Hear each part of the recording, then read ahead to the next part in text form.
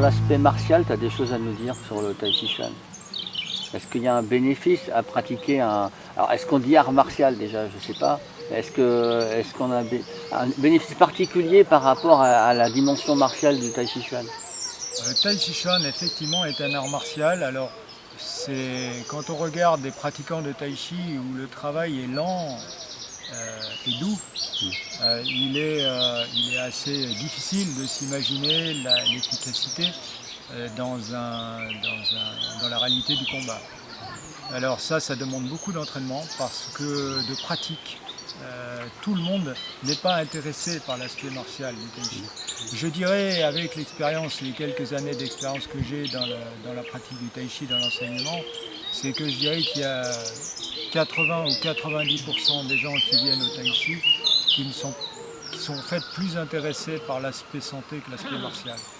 Donc en revanche, je donne toujours les mouvements, je montre ou je propose de faire les applications martiales parce que, ça permet de comprendre ce que l'on fait, donner du sens au mouvement et de fait de mieux mémoriser l'enchaînement parce que l'enchaînement c'est beaucoup de techniques qui elles-mêmes sont composées d'un ou plusieurs mouvements.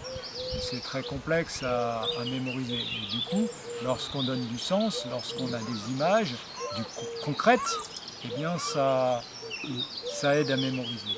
C'est un art difficile, c'est un art martial, mais c'est un art difficile.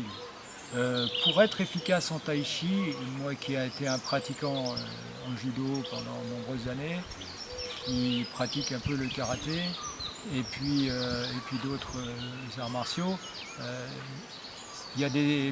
si on veut être efficace en martial et en self-défense, si on est attiré par le combat, c'est pas le Tai Chi Chuan que je conseillerais. Voilà. Parce qu'il y a des méthodes plus rapides en externe, mais qui sont moins bénéfiques pour la santé.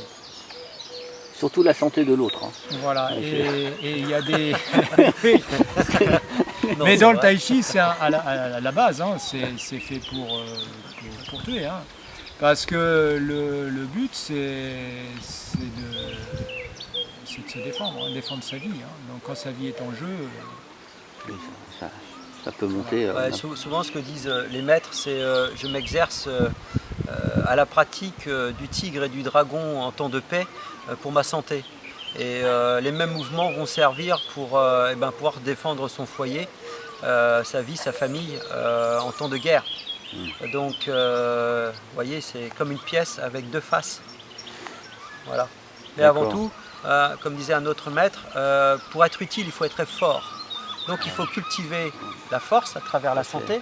Si tu as une santé qui est trop faible, tu ne pourras pas te défendre. Donc toute cette activité en temps de paix fait qu'on a un corps et un mental fort pour être actif lorsque la nécessité s'en fait sentir. Ça me rappelle un film chinois que j'ai vu il y a des années. C'était en chinois sous-titré, peut-être anglais, ça se trouve, c'est pas terrible. Et le personnage central, c'était un moine Shaolin ou équivalent. Donc un bonhomme qui avait l'air assez grand et fort, mais assez placide, assez sympathique. Et en même temps, c'était un vrai tueur. Et Pour rebondir à ce que tu dis... Et ce que tu dis, pour être utile, il faut être fort. Et c'est vrai que tu comprends bien. Tu dis, oui, c'est vrai. Ouais, et en fait, ce qu'il faut savoir, c'est qu'un pratiquant d'interne, on ne peut pas le reconnaître. On va pouvoir facilement reconnaître un boxeur parce qu'il est bâti comme un boxeur. Mais un mec de l'interne, en fait, c'est un mec lambda dans la rue qui marche. Et c'est normal. Normal. Et celui qui s'attaque, il est très surpris parce qu'il ne ressemble pas à un boxeur. Mais le retour de flamme est extraordinaire. Et généralement, la personne, elle ne comprend pas ce qui lui arrive. Voilà, donc il faut se méfier des gens placides qui marchent dans la rue. On ne sait jamais. C'est ça. Tout à fait. Surtout quand ils sortent d'un cours avec vous deux, quoi, par exemple.